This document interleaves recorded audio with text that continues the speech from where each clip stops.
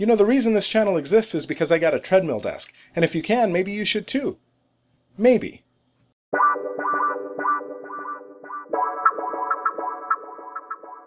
Hi everyone, my name is Chris and welcome to Tread Talks. If you're like me and you sit in front of a computer for 8 hours a day, maybe you've thought about an alternative to sitting in an office chair.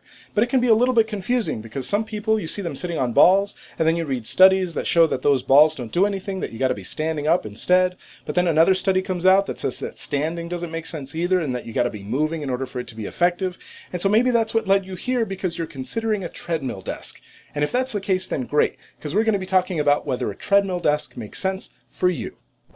Okay, so clearly I'm a big fan of treadmill desks, so let's start with the downsides that you can expect. The first is that you'll probably need a setup where you can have the treadmill desk and another desk to sit at in the same place. This isn't like a standing desk where you can raise and lower it easily, and there are some models that collapse, but they're a little bit pricier and still a little bit cumbersome. So you should expect once the treadmill desk is in place, you're pretty much committed to walking at it whenever you're working on it. And that means that it doesn't really make sense to spend 8 or 9 hours a day walking on a treadmill desk. You're going to want to switch to a sitting position from time to time. And the motors on most of these treadmill desks are rated for about 6 or 7 hours of use each day anyway, so you're going to want that versatility to be able to go and sit whenever you want to without having to reconfigure your entire setup. Second, it takes up a lot of real estate in your work area. The footprint for this desk is 4 feet by 7 feet, which is quite a bit more than a traditional desk would take up. And it's not like they collapse easily, so you'll need some space. Third, and this one's really important for setting your expectations right, you're not going to be quite as productive, at least not at first. In fact, your first reaction might be to regret having made the purchase to begin with, because it's just awkward and you can't type or think as fast or as precisely as you used to. There's a significant learning curve that you should expect. I had to start at about 1 mile an hour, and over the course of a month I was able to increase that to 1.6. So you have to be committed to building that new skill through repetition. And I'd say now that after months of use, I'm about 90 to 95% as productive as I was before. And I have a YouTube channel!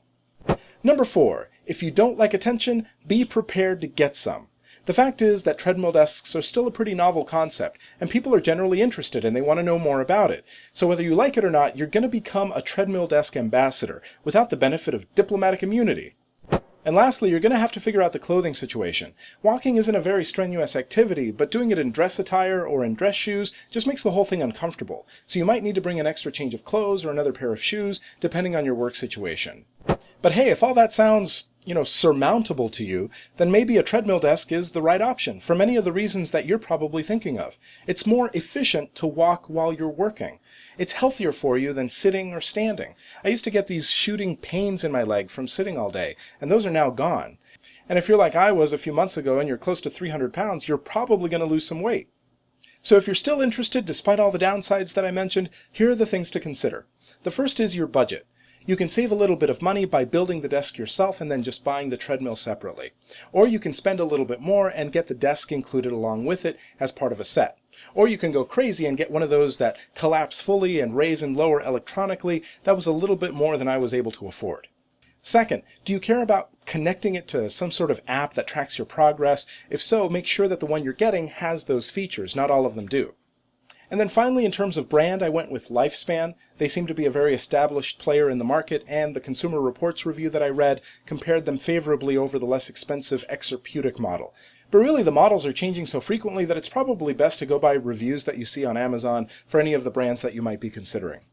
But overall, I'd say if you have the money, the space, and a traditional desk that you can switch to when you need to, then a treadmill desk makes a great addition into your home office, and it's a great way to stay healthy while you work. And for me, now that I've lost 60 pounds on this thing, I'm off to go for a run. It has to do with my next fitness goal, which I'll tell you about next week. In the meantime, if there are any questions that I didn't answer about treadmill desks, put it in the comments and I'll reply. And of course, if you haven't already, please go ahead and subscribe and have a great day.